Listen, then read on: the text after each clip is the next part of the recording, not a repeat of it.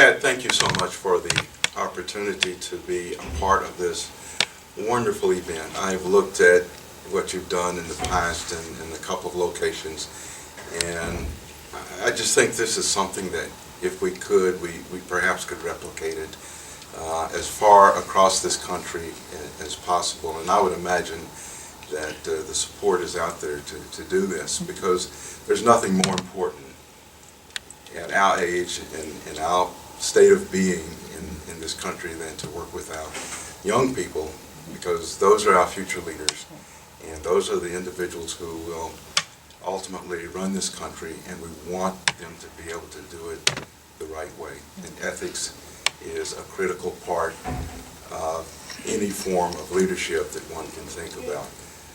I heard a retired four-star general speak about ethics just 3 or 4 days ago, and he said that there are 3 pieces to leadership. One is vision, the second is courage, and the third is character.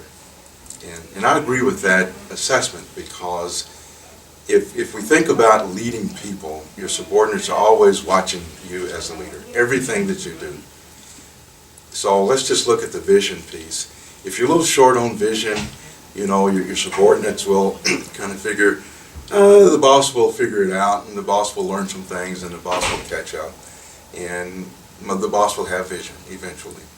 If you look at courage, the same story. They'll say that if the boss gets some more experience, has more interactions with people, starts to understand people better, the boss will acquire some courage. Character is a different story. When you have a character failure, specifically in ethics, your subordinates never, ever forget it, because they don't see a way that you can correct that, because character is a part of who you are.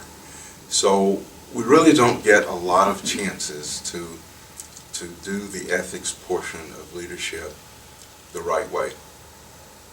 I, having spent a number of years at West Point, specifically 20-something, I don't want to say exactly how many, but also as a student at West Point with the Honor Code, and then approximately 40 years of service with the Army, both as a soldier and as a civilian.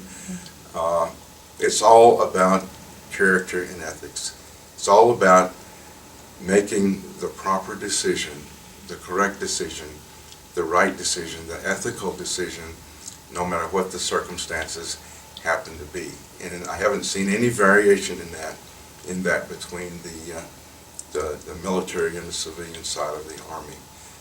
If you do not look at ethics throughout every decision that you make, throughout every piece of advice that you give, then somewhere down the road, it's bound to catch up with you. So as we talk to young people, specifically 7th and 8th graders, it's a great opportunity for them to think about what they've learned here, and then practice that as they have to make decisions throughout middle school and high school, and then later on in college. So thank you again for allowing me to be a part of this. Well, thank you very much. That's good.